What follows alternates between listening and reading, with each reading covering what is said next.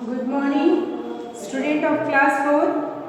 I have already studied your 7th chapter and its name is our natural resources, forest and wildlife.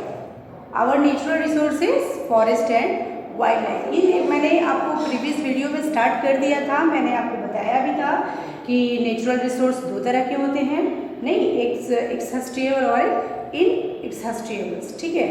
और उसके बाद मैंने forest के बारे में बताया था. तो आइए फिर से हम फॉरेस्ट के बारे में पढ़ लेते हैं. तो how many types of forest found in India? It is India found in 5 types of forest. First is evergreen, second is deciduous, third is stone, fourth is mountain, and fifth is tidal. And it have also second name. Evergreen forest is also called tropical forest. Okay. Deciduous forest is also called monsoon forest, and thorn forest is also called scrub forest, and tidal forest is also called mangrove forest. ठीक है. Mountain forest को mountain forest ही कहते हैं. उसे उसका कोई others name नहीं है, बट जो 4 फॉरेस्ट है उनका अदर नेम भी है. ठीक है. तो मैंने आपको शायद डेसिडियस बता दिया था, लेकिन फिर से हम डेसिडियस से ही स्टार्ट करते हैं. This forest are also called monsoon forest. The tree shed their leaves for 6 to 8 week. कहता है कि इसकी जो पत्तियां होती हैं ये 6 से 8 सप्ताह में क्या हो जाती है, गिर जाती है. चिक, sal, semul, sandalwood etc are the found in फोर्टिन्स of Himalayas part of the Deccan plateau in the state of Andhra Pradesh, Bihar and Orissa. कहता है कि यहाँ पर मतलब टेक, साल, सीमूल एंड सैंडलवुड की मतलब लकड़ियाँ पाई जाती हैं, यानी कि इसके पेड़ पाए जाते हैं. और ये जो फॉरेस्ट है ये फोर्टिन्स ऑफ हिमालय में के पार्ट में पाया जाता है. उसके बाद डेक्कन प्लेट्यू में पाया जाता है. उसके बाद आंध्र प्रदेश, बिहार और उड़ीसा में भी यह फॉरेस्ट पाया जाता है. आइए थ्रोन फॉरेस्ट के बारे में बात करें. Thorn forest are also called scrub forest. Thorn forest are found where there is a little rainfall. चूँकि थ्रोन फॉरेस्ट से ही लग रहा है कि यहाँ पर जो मतलब जो भी वेजिटेशंस होंगे वो क्या होंगे, वो कांटेदार ही होंगे. और ऐसे वेजिटेशन कहाँ पाए जाते हैं जहाँ पे बारिश कम होती है. ठीक है. जहाँ लिटिल रेनफॉल होता है, जहाँ पे बारिश कम होती है, वहाँ पर ये फॉरेस्ट पाए जाते हैं. ठीक है. Trees in this types of forest are short and thorny which reduce the amount of moisture given out by the leaves. कहता है कि इसकी जो लीव्स होती है वो ना के ही बराबर होती है. They are found mostly in the desert area. ये ज़्यादातर डिजर्ट एरिया में पाया जाता है, क्योंकि ज़्यादातर कम बारिश कहाँ पे होती है, तो डिजर्ट एरिया में ही होती है, जो कि राजस्थान में है, थार डिजर्ट. उसके बाद भी ये मध्य प्रदेश, महाराष्ट्र, कर्नाटका, आंध्र प्रदेश, तमिलनाडु और उत्तर प्रदेश में भी यह जो फॉरेस्ट है पाया जाता है. यह इन स्टेट के ऐसे जगहों पर पाया जाता है जहाँ पे बारिश कम होती है. उसके बाद यहाँ पे कौन कौन से ट्रीज पाए जाते हैं, तो बबूल और केकर, ये तो इम्पॉर्टेंट ट्री इस फॉरेस्ट में पाए जाते हैं. आइए माउंटेन फॉरेस्ट के बारे में जानते हैं. Mountain forest are found in the Himalaya region and part of Nilgiri. कहता है कि माउंटेन जो फॉरेस्ट है वो कहाँ पर पाया जाता है, तो ये हिमालय रीजन, हिमालय के क्षेत्रों में पाया जाता है. और कहाँ पाया जाता है, नीलगिरी, पार्ट्स ऑफ नीलगिरी, नीलगिरी के भागों में भी पाया जाता है. यहाँ पे चीड़, देवदार, पाइन जो ट्री है वो पाए जाते हैं, जो कि 3000 metres above of sea levels. मतलब ये क्या है, सी लेवल से क्या है 3000 मीटर ऊपर है. Below this coniferous forest have tree are long and cone shape with needle shape leaves. कहता है कि यहाँ की जो ट्री होती है वो काफ़ी लंबी होती है, और जो पेड़ों की पत्तियों का जो साइज होता है वो क्या होता है, कोन शेप में होता है. ठीक है. और मतलब नुकीला होता है. ठीक है. कोन शेप में होता है और नुकीला होता है. आइए टाइडल फॉरेस्ट के बारे में बात करें. Tidal forest is also called mangrove forest. The tidal forest are found along the edges of deltas of rivers. कहता है कि यह फॉरेस्ट जो है यह नदियाँ जब मतलब एज अ बाढ़ के सीजन में जब बढ़ जाती हैं और जब अपना फिर से जब घटती हैं, तो वहाँ जो मतलब जंगल होता है, वहाँ जो फॉरेस्ट ग्रोन होता है उसे हम टाइडल फॉरेस्ट के नाम से जानते हैं. ठीक है। तो यह डेल्टास जो होता है, डेल्टास का जो क्षेत्र होता है वहीं पर ये ज़्यादातर पाया जाता है ये।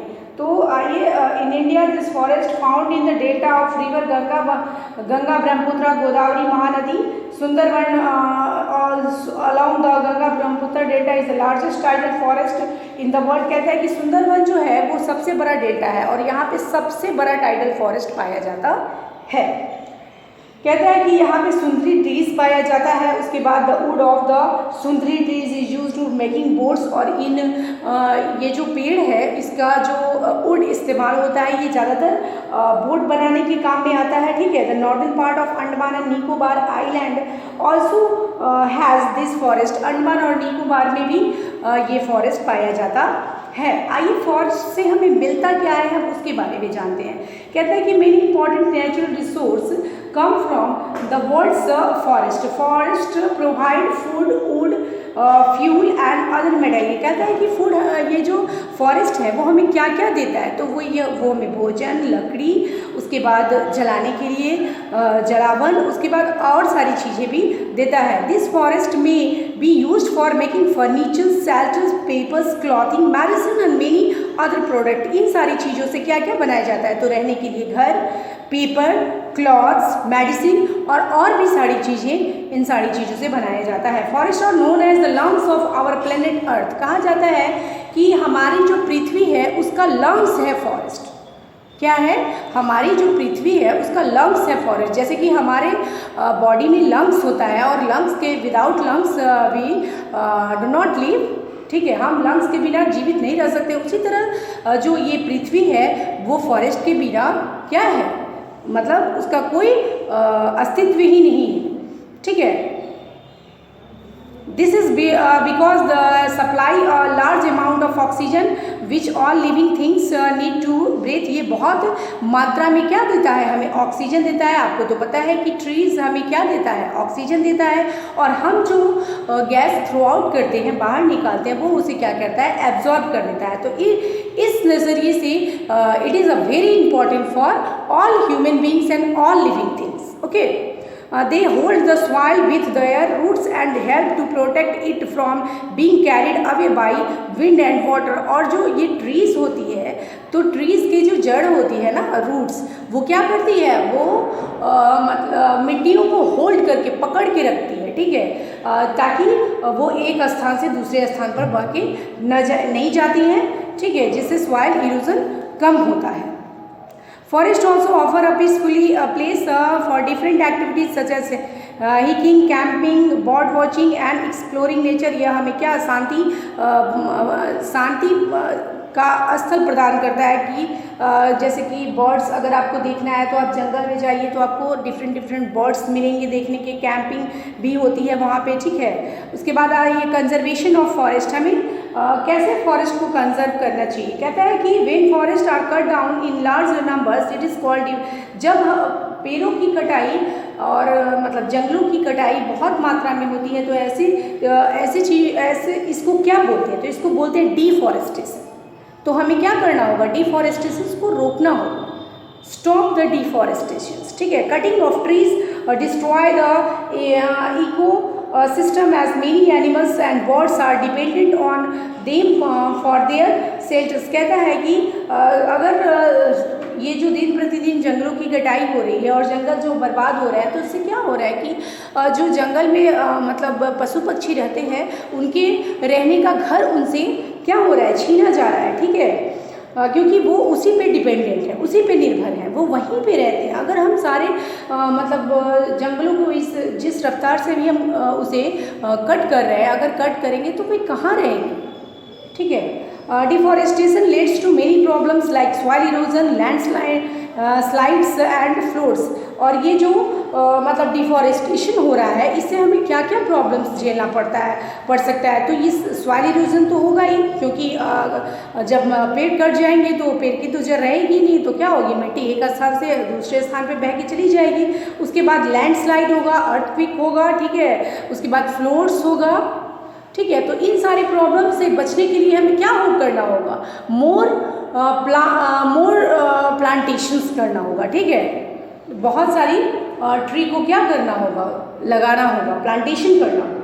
It is important to plant more trees and prevent tree from being cut, और हमें क्या करना होगा, इन पेड़ों को कटने से बचाना भी हो गया था। Government of India has launch a number of programmes for forest conservation such as Van Mahotsav and social forestry movements. इसके लिए सरकार ने कुछ क्या किया है, इसके लिए सरकार ने कुछ योजनाएं बनाई हैं, जैसे वन महोत्सव और भी योजनाएं हैं जिनके द्वारा फसलों की ये जंगलों की कटाई को रोका जा रहा है। ठीक है। The Chipko movement was started by the people of Mandal village in Uttarakhand under the leader of Sundar Lal Bahuguna. It was a successful act not be cut down by hugging them. कहता है कि चिपको movement जो था, चिपको आंदोलन, ये मतलब किसके लिए शुरू हुआ था, तो ये पेड़ों की कटाई को रोकने के लिए ही ये आंदोलन चला था। और इसमें लोगों ने कैसे पेड़ों को बचाया था, तो उन्होंने हक्स कर लिया था, मतलब कि उन्हें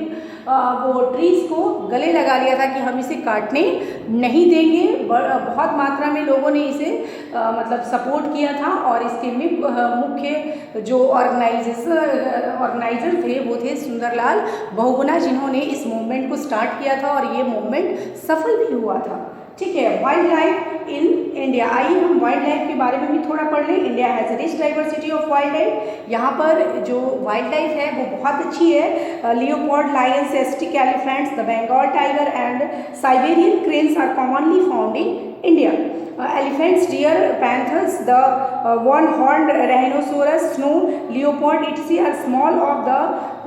are some of the animals seen in mountain forest of the Himalaya। कहते हैं कि elephant, deer, panther and one-horned rhinoceros जो है ये कहाँ पाए जाते हैं, तो माउंटेन फॉरेस्ट में पाए जाते हैं, जो कि हिमालय में मिलता है। Lion are found in the rocky region. Lion कहाँ पाया जाता है, तो ये पथरीले क्षेत्रों में पाया जाता है। गिर इन गुजरात, जो कि गिर फॉरेस्ट है जो कि गुजरात में पाया जाता है, वहाँ पे ज़्यादातर लायंस पाए जाते हैं। Tigers live in Sundarban and the Brahmaputra valley. कहता है कि सुंदरबन में ज़्यादातर टाइगर पाए जाते हैं, और उसके बाद ब्रह्मपुत्रा वैली में भी पाए जाते हैं। India has more than 70 national parks are about 400 wildlife sanctuary to protect its animals wealth. कहता है कि इंडिया ने 70 नेशनल पार्क्स बनाए हैं, जो कि 400 वाइल्ड लाइफ को क्या करता है, प्रोटेक्ट करता है। Kaziranga sanctuary in Assam provides protection to the rhino. Kaziranga national park जो है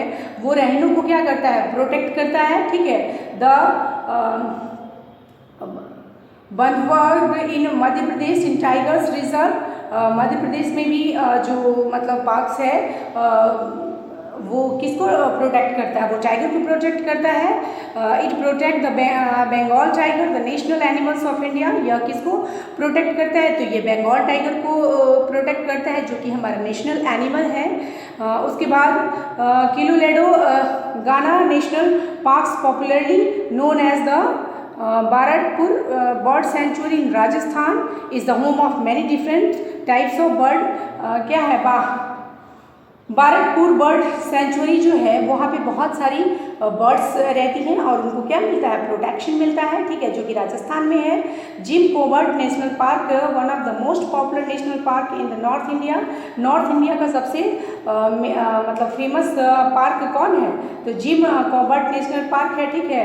project tiger has a help to save the Bengal tiger in India in increasing the number. कहता है कि प्रोजेक्ट टाइगर एक मतलब सरकार ने एक योजना चलाई है, जिसके तहत क्या किया जाता है कि टाइगर्स को प्रोटेक्ट किया जाता है और उनकी संख्या को इंक्रीज किया जाता है। ठीक है। क्योंकि जो मतलब टाइगर्स की संख्या है वो हमारे देश में धीरे धीरे बहुत कम हो गई थी, लेकिन अभी इन रिसेंट टाइम वो थोड़ा मतलब उसकी संख्या में सुधार हुआ है, और टाइगर्स को प्रोटेक्ट किया गया है कि लोग उसका शिकार ना करें। ठीक है। और उनकी लाइफ को बचाया जा सके, ताकि भविष्य में आने वाली पीढ़ी टाइगर से वंचित न हो जाए। ठीक ना। अगर टाइगर्स की संख्या में हम अभी इंक्रीजिंग नहीं करेंगे और दिन प्रतिदिन अगर डिक्रीजिंग होता जाएगा तो ये क्या हो जाएगा, एग्जिट हो जाएगा टाइगर, किसी को भी देखने को नहीं मिलेगा, फिर हम इसे केवल बुक में ही पढ़ पाएंगे। तो ये ऐसी चीज़ें ना हो, इसके लिए टाइगर्स को क्या किया गया है, टाइगर को प्रोटेक्ट किया गया है और मतलब एक योजना ही बनाई गई है प्रोजेक्ट टाइगर, जो कि मतलब टाइगर्स को हेल्प करती है उसको प्रोटेक्ट करने में और उसकी संख्या को इंक्रीज करने में। तो यही था आपका 7th chapter, our natural resources, forest and wildlife. ठीक है, आप इससे बहुत सारे क्वेश्चंस बन जाएंगे, 20 क्वेश्चंस तो बनेंगे ही बनेंगे। पहला तो क्वेश्चन यही 4 बन जाएगा कि another name of evergreen forest, deciduous forest, thorn forest, tidal forest. ठीक है, उसके बाद और भी सारे क्वेश्चंस बनेंगे जो मैं आपको बताऊंगी और आप खुद से भी क्या करेंगे, इसे फ्रेम करने की कोशिश करेंगे। ठीक है, थैंक यू।